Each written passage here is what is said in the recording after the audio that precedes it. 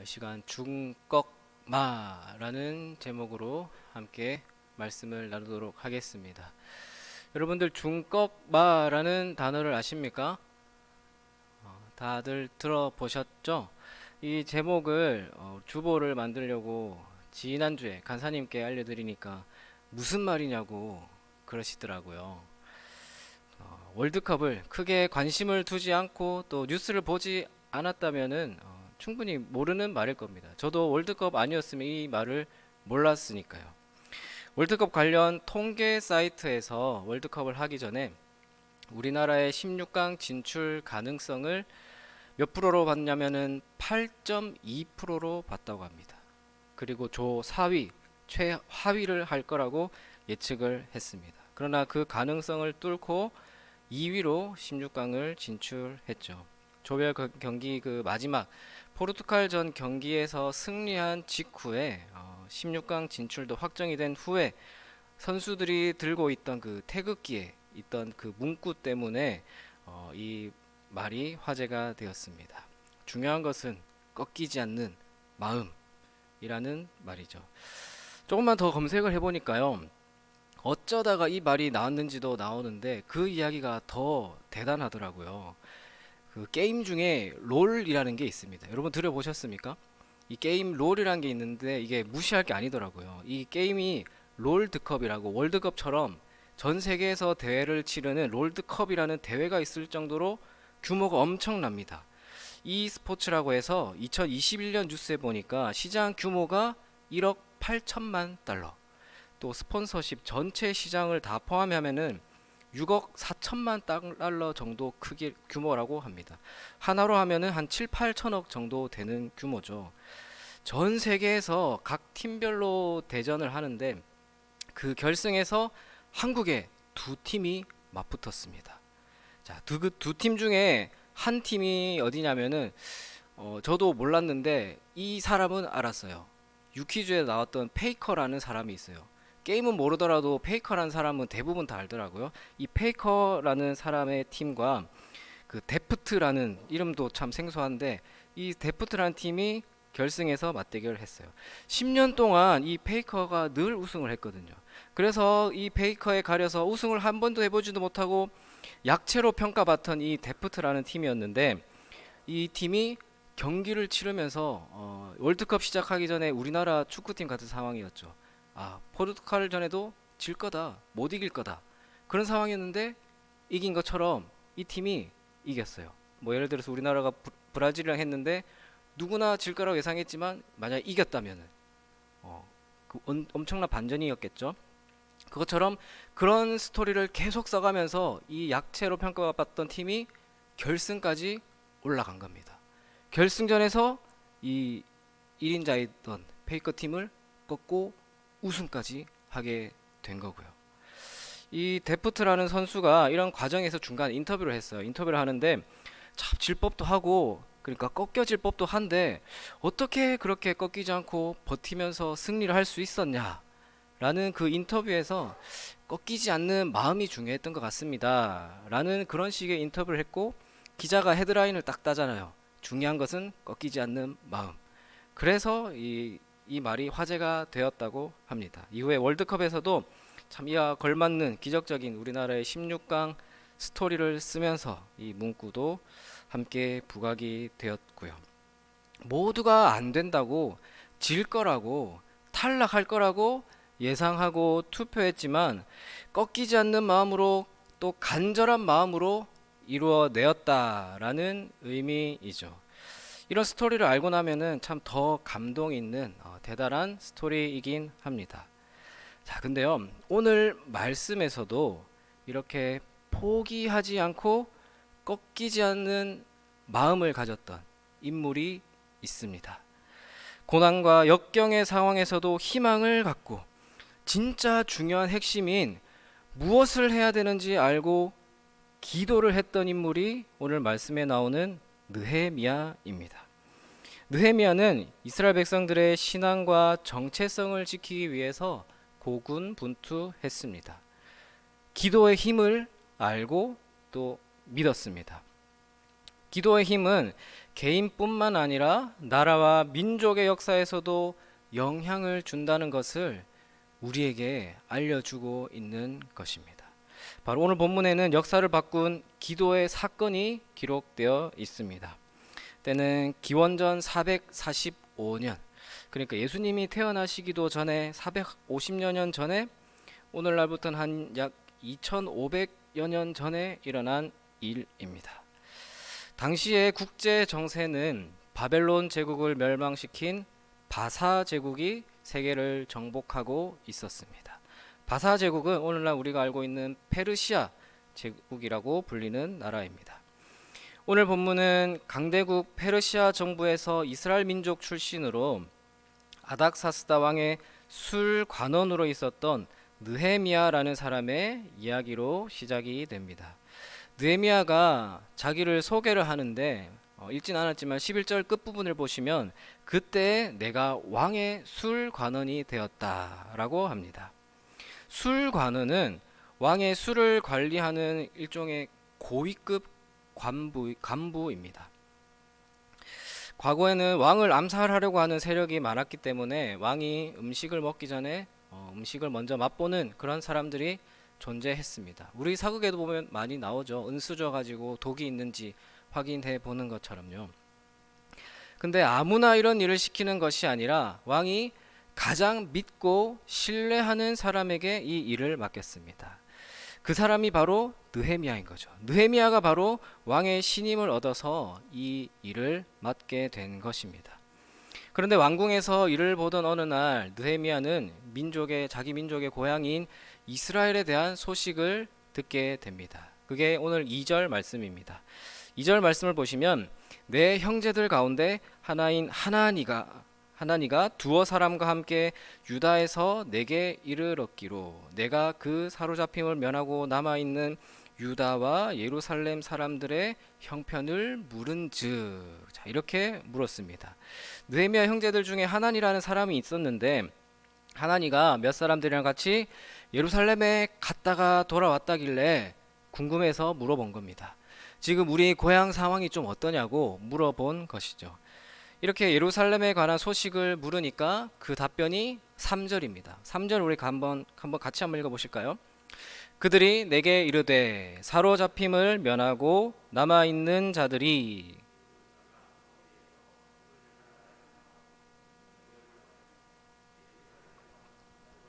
성문들은 불탔다 하는지라 라는 대답이 돌아왔습니다. 동서고금을 막론하고 과거에는 외세의 침략을 막기 위한 성벽이 있었습니다. 성벽을 세움으로써 외부 적의 침입으로부터 자신들의 재산과 생명을 보호했던 것입니다. 우리 옆에 낙산 성곽도 그렇지 않습니까? 북한 산성도 그렇고 또 중국의 만리장성, 이스라엘 성벽도 마찬가지였습니다. 그러나 이스라엘 백성들에게는 지금 자신들의 재산과 생명을 보호해 주었던 성벽이 무너지고 말았습니다. 그래서 이방인들과 강도들이 시도 때도 없이 예루살렘에 쳐들어와서 사람들을 해치고 재산을 약탈하는 일을 자행했고 백성들은 많은 어려움을 당하고 있었습니다. 자신의 민족이 이렇게 환난 중에 살아가고 있다라는 소식을 전해 듣자 느헤미야는 마음이 너무나 아프고 무거웠을 것입니다. 그래서 그 말을 듣고 나서의 반응이 4절 5절이죠. 4절 5절을 보시면 내가 이 말을 듣고 앉아서 울고 수일 동안 슬퍼하며 하늘의 하나님 앞에 금식하며 기도하여 이르되 하늘의 하나님 여호와 크고 두려우신 하나님이여 주를 사랑하고 주의 계명을 지키는 자에게 언약을 지키시며 긍휼을 베푸시는 주여 간구하나이다 라는 반응을 보입니다. 성벽이 파괴되어서 생명과 재산을 보존할 수 없었던 이스라엘 백성들은 약탈과 무질서에 노출되어서 하루하루 힘들게 살았을 것입니다. 그래서 느헤미야는 하나님 앞에 엎드려 금식하며 기도했습니다. 금식을 한다라는 것은요, 그만큼 하나님 앞에 내 자신의 모든 것을 내려놓고 그만큼 간절한 마음으로 내 당장에 필요한 내 육신의 필요도 뒤로 하고 전심으로 간구한다라는 의미를 담고 있습니다. 느헤미야의 이러한 기도는 결론적으로 역사를 바꾸는 일을 이루어냅니다. 느헤미야 이 한 사람의 기도가 이스라엘 민족을 구하고 새롭게 변화시키는 놀라운 일을 이루어낸 것입니다. 오늘 본문을 통해서 느헤미야는 어떤 꺾이지 않는 마음으로 기도를 했던 것인지, 느헤미야의 기도를 통해서 역사를 바꾼 이 기도의 원리에 대해서 이 시간 살펴보도록 하겠습니다. 먼저 첫 번째로는 기도의 우선순위를 바로 해야 합니다. 기도의 우선순위라는 것이 있다라는 것입니다. 기도의 우선순위를 바로 해야 한다라는 말은 나를 위한 기도가 아니라 하나님의 의를 위한 기도가 우선시 되어야 한다라는 것입니다. 느헤미야는 개인의 성공과 출세를 위해서 금식하며 기도하지 않았습니다. 나만 잘 먹고 잘 살면 된다고, 나만 잘 되게, 나의 가정이 잘 되게 해달라고, 나 자신의 자녀들이 잘 살게 해달라고 기도하지 않았다라는 겁니다. 물론 우리는 우리의 가정을 위해서, 우리 자녀들을 위해서 기도하는 것 중요합니다. 그러나 기도의 우선순위는 우리의 일을 위한 것이 아니라 하나님의 일을 위한 것이 먼저 되어야 합니다. 예수님께서도 말씀하셨잖아요. 마태복음 6장 33절에 뭐라고 나옵니까? 너희는 먼저 그의 나라와 그의 의를 구하라. 그리하면 이 모든 것을 너희에게 더하시리라 라고 말씀을 하셨습니다. 이게 기도의 우선순위입니다. 느헤미야는 이런 기도의 우선순위를 깨달았던 것이죠. 그렇다고 해서 느헤미야는 단순히 하나님의 의를 위해서 나 개인이 아닌 이스라엘 민족의 번영을 위해서만 기도하지도 않았습니다. 느헤미야가 나라와 민족을 위해서 금식하며 기도했다라는 것은 하나님의 백성들이 하나님의 영광을 가리면서 살지 않도록 하나님의 살아계심을 드러내는 민족으로 살아갈 수 있기를 바라는 마음으로 기도했던 것이죠. 그 사실을 우리는 먼저 기억해야 합니다. 세계 평화를 위해 기도하는 것 중요합니다. 나라와 민족을 위해 기도하는 것도 중요합니다. 그러나 이 모든 것보다 더 중요한 것은요, 하나님의 나라와 하나님의 의를 위해서 하나님의 뜻이 이루어지는 것을 먼저 기도하는 것이 우선순위에 있다라는 것입니다. 이스라엘 민족은 구약 시대에 하나님의 살아계심과 영광을 직접적으로 드러내는 귀한 도구로서 쓰임 받았던 민족입니다. 이스라엘 민족의 어려움과 고난은요, 곧 하나님의 영광을 가리는 일이기도 했던 것입니다. 그래서 느헤미야는 자신의 민족의 어려움을 놓고 기도하되 맹목적으로 그냥 민족의 번영을 위해서 기도하지 않고 다 하나님의 영광을 위해서 이 일을 극복해서 하나님의 영광이 드러나게 해주십시오 라는 기도를 했던 것이죠.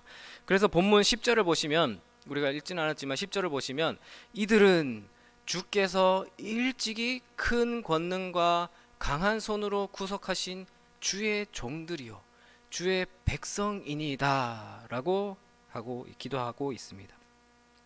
일찍이, 그러니까 오래전에 하나님께서 이스라엘 백성들을 하나님의 백성으로 선택하시고 애굽에서 구원해 주시지 않으셨습니까? 약속의 땅 가나안 땅을 기업으로 주고 축복해 주지 않으셨습니까? 이 백성이 하나님의 백성임을 세상 사람들이 다 아는데 이 백성을 이러한 고난 가운데서 구해 주셔야지 않겠습니까? 라는 기도를 하고 있는 것이죠. 오늘날 우리나라의 상황도 물론 항상 어렵다, 위기다 그러긴 했지만 참 특히나 어려운 상황 같습니다. 참 코로나부터 시작해서 또 우크라이나 전쟁 문제도 있고요. 요즘은 뉴스 보면은 금리 막 이런 문제까지, 내년에는 좀 희망적인 그런 뉴스가 들려왔으면 좋겠는데 내년에는 더 어려울 거라는 그런 내용만 연일 뉴스에 오르면서 사회의 여러 가지 많은 면에서 어려움과 위기 상황에 있습니다. 이러한 민족의 어려움과 문제들을 볼 때 우리도 무언가를 해야 되지 않겠습니까? 느헤미야처럼 하나님의 도우심을 구해야 되지 않겠습니까? 그리고 무엇보다 이 나라, 이 민족이 하나님 앞에서 하나님 보시기에 합당한 나라가 되어서 하나님께 영광을 돌리고 하나님의 일에 귀하게 쓰임 받는 그런 나라와 민족이 되기를 위해서도 우리가 기도를 해야 되지 않겠습니까? 우리나라 참 이 민족은 어떤 나라들보다 복음의 빚을 많이 진 민족 같습니다. 마포에 가면은 양화진 선교사 묘원이 있죠. 거기가 어떤 곳입니까? 이름도 모르는 이 조선 땅, 전쟁 이후에 아무것도 없는 그런 이 한국 땅에 와서 복음을 전하고 그분들이 학교도 세우고 병원도 세우고 교회도 세우고 수많은 선교사들이 복음을 들고 이 나라에 생명을 바쳐서 복음의 씨앗을 뿌렸습니다. 거기 가보시면요, 한쪽에 보면은 가족 묘가 있습니다. 가족 묘가 있는데 거기 묘비를 자세히 보시면은 날짜가 있잖아요. 언제 태어났고 언제 죽었는지. 참 그 가족들 밑에 보면은 자녀가 있는데 그날 태어났는데 그날 죽었어요. 그날 태어났는데 며칠 있다가 죽고요. 참 그만큼 그런 희생이 있었지 않습니까? 그분들을 통해서 이렇게 귀한 복음을 우리가 전해받았습니다. 귀한 복음의 은혜를 받은 우리는 이 은혜를 받은 자로 합당하게 살아가야 합니다. 한국 교회와 성도들이 우리 민족이 이제 하나님 나라와 하나님의 의를 위해서 복음의 증거와 영광을 위해서 사용되어야 하지 않겠습니까? 그 일을 위해서 우리는 먼저 기도해야 한다라는 것입니다. 이러한 기도의 우선순위가 온전히 바로 설 때, 그러할 때 자연스럽게 이 나라가 이 민족이 가지고 있는 여러 가지 문제들을 극복해낼 줄 믿습니다. 두 번째는 기도의 대상에 대한 믿음을 가져야 합니다. 기도의 대상에 대한 믿음을 가져야 합니다. 우리는 우리의 기도를 들으시는 하나님에 대한 절대적인 신뢰와 믿음을 가져야 합니다. 역사의 주인은 하나님이시다라는 겁니다. 역사를 바꾸는 기도, 역사의 주인에 대한 믿음과 신뢰가 전제되어 있어야 합니다. 하나님은 이 우주 만물을 창조하신 창조자이신 동시에 이 우주 만물을 주관하시는 주관자이십니다. 우주 만물에는 인간과 인간의 역사도 포함이 됩니다. 하나님은 인간과 인간의 역사를 주관하시며 움직이는 섭리자이시고요. 이 역사의 주인이시자 섭리자이신 하나님에 대해서 느헤미야는 어떻게 고백을 하고 있습니까? 5절에서 하늘의 하나님 여호와 크고 두려우신 하나님이여 라고 고백합니다. 느헤미야는 하늘의 하나님, 크고 두려우신 하나님이라고 고백하고 있습니다. 하나님은 하늘의 하나님이시고 우리는 땅에 사는 인간입니다. 땅이 아무리 높아도 하늘 아래에 있는 것처럼 우리가 직면한 문제가 아무리 크더라도 하늘의 하나님 보시기에는 한없이 작고 작은 그런 문제에 불과하다라는 것입니다. 여러분들 잠실의 그 롯데타워 전망대 올라가 보셨습니까? 서울에서 평생을 살아도 저기 남산에 타워도 한번 안 올라가 본 사람도 많다고 하던데, 그 롯데타워 전망에 올라가 보면 정말 밑에 내려다 보면은 정말 옹기종기하게 붙어 있는데, 그걸 보면 참 저게 뭐라고, 저기서 뭘 저렇게 아등바등 하는지, 비행기를 타고 창밖을 봐도 그렇지 않습니까? 그런데 하나님이 보시기엔 어떻겠습니까? 하나님이 보시기에 이 문제가 문제이겠습니까? 느헤미야는요, 크고 두려우신 하나님이라고 고백하고 있습니다. 크신 하나님 앞에 인간들의 문제들은 아무런 걸림돌이 되지 못한다라는 고백입니다. 여기서 느헤미야의 기도에서 우리가 배울 수 있는 것은요, 하나님의 존재에 대한 믿음과 신뢰입니다. 우리를 도우시는 하나님, 우리의 구주가 되시는 하나님보다 큰 문제는 존재하지 않습니다. 우리의 문제보다 하나님이 더 크게만 보인다면은, 그리고 그 하나님이 우리를 도우시는 위대한 하나님이심을 믿는다면 우리는요, 포기하고 꺾이고 주저앉을 이유가 없는 겁니다.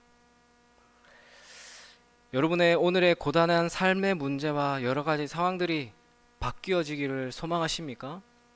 그러면 문제보다 크신 하나님을 믿고 신뢰하시기를 바랍니다. 또 세 번째는 기도할 때 우리는 하나님의 약속을 붙잡아야 합니다. 하나님이 주신 그 약속을 붙잡아야 합니다. 5절 그 뒷부분에 보면은 언약을 지키시며 긍휼을 베푸시는 주여라고 합니다. 언약을 베푸시며 지키시며 긍휼을 베푸시는 주여. 언약이 쉽게 말하면 약속이지 않습니까? 약속. 하나님을 사랑하고 하나님의 말씀에 순종하고자 하는 사람들을 하나님께서는 가만히 내버려 두지 않으신다라는 그 이해가 담긴 느헤미야의 고백입니다.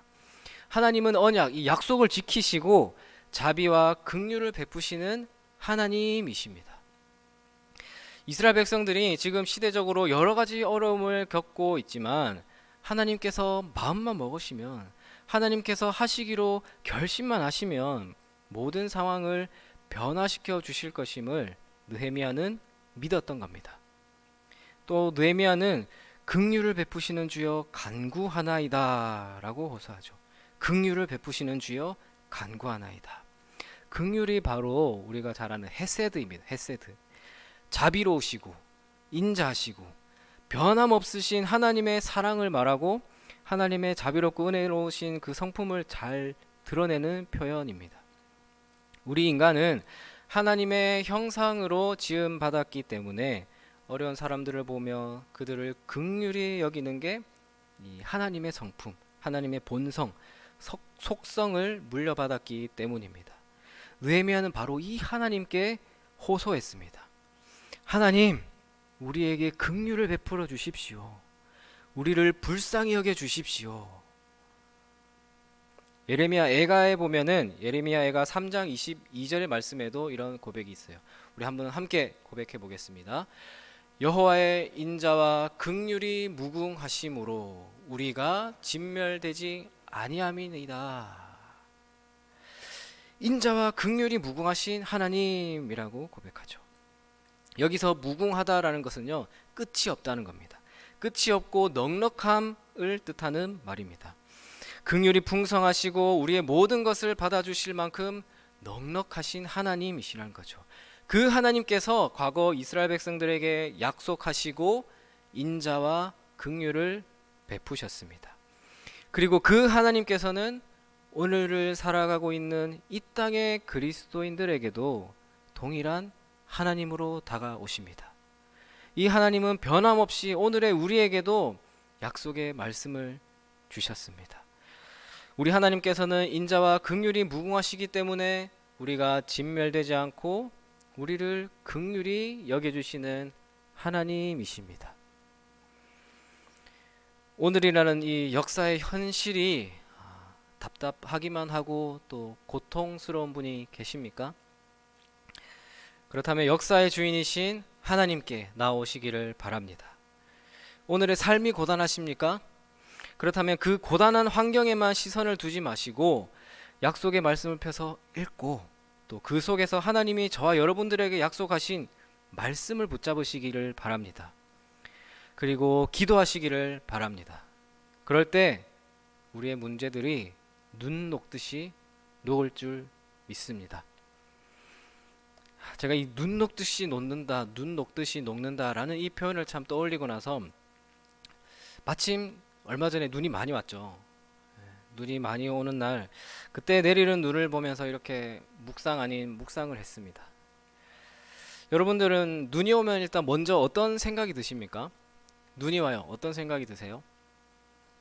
저는 어릴 때는 눈이 잘 오지 않는 동네에서 자라서 눈이 오면은 마냥 즐겁고 신났습니다.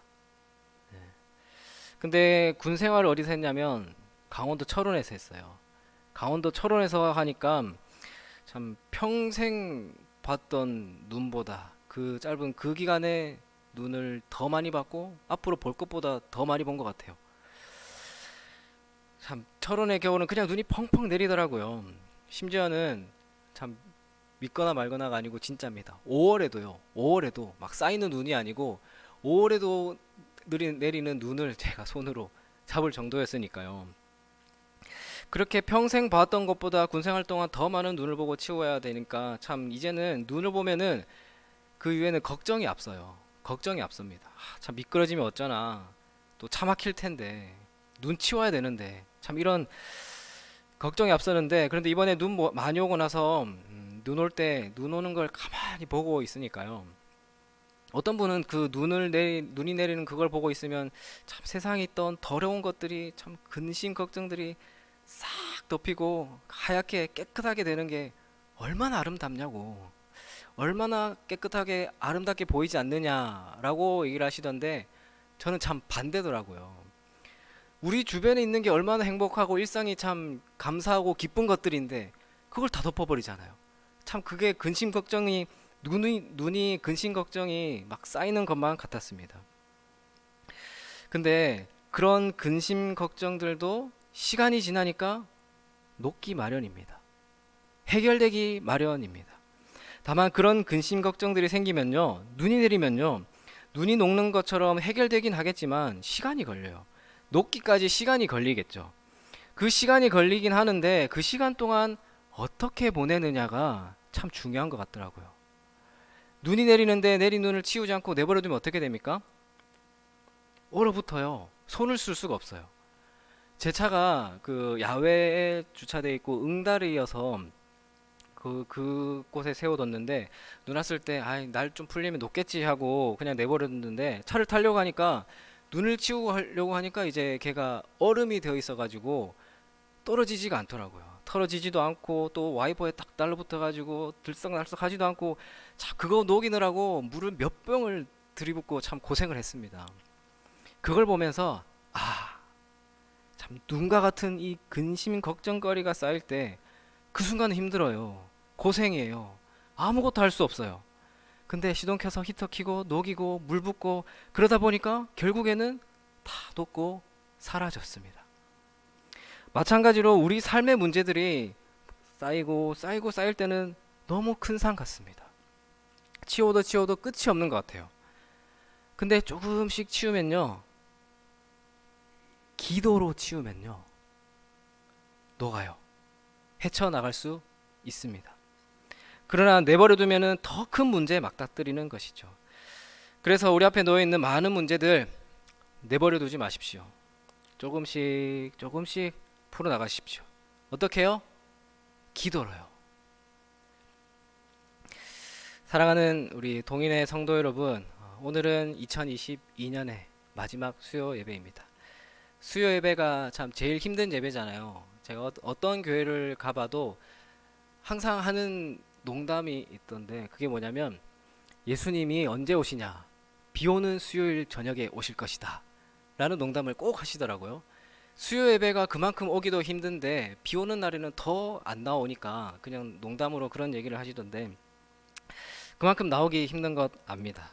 그래서 우리 사랑하는 동인의 성도 여러분들, 2022년을요 오늘 이렇게 기도로 잘 마무리하시고 2023년에는 하나님 앞에 더 가까이 나아가서 우리의 모든 고민과 문제를 기도로 아뢰어 보시기를 바랍니다. 역사의 주인이시고 우리의 기도를 들으시고 응답하시는 하나님이 기다리고 계십니다. 그 하나님은 약속의 하나님이시고 긍휼이 풍성하신 하나님이십니다. 그래서 느헤미야의 기도를 통해서 우리는 고통의 문제의 그 환경을 뛰어넘어서 긍휼이 풍성하신 하나님을 믿고 약속을 붙들고 신뢰함으로 하나님께 기도해야 하는 것입니다. 우리에게 중요한 것은 기적을 바라는 그 꺾이지 않는 마음이 필요한 것이 아니라, 기적을 행하시고 긍휼이 풍성하신 변치 않으시고 신실하신 하나님을 향한 믿음이 필요한 줄로 믿습니다. 우리 하나님을 전적으로 믿고 신뢰함으로 하나님께 우리의 모든 문제를 아뢰고 간구하며 나아갈 때, 그때마다 하나님이 응답하시고 위로하시는 은혜가 우리 모두에게 주실 줄을 믿으시는 기도의 사람, 믿음의 사람들이 다 되시기를 주님의 이름으로 축원드립니다. 기도하겠습니다.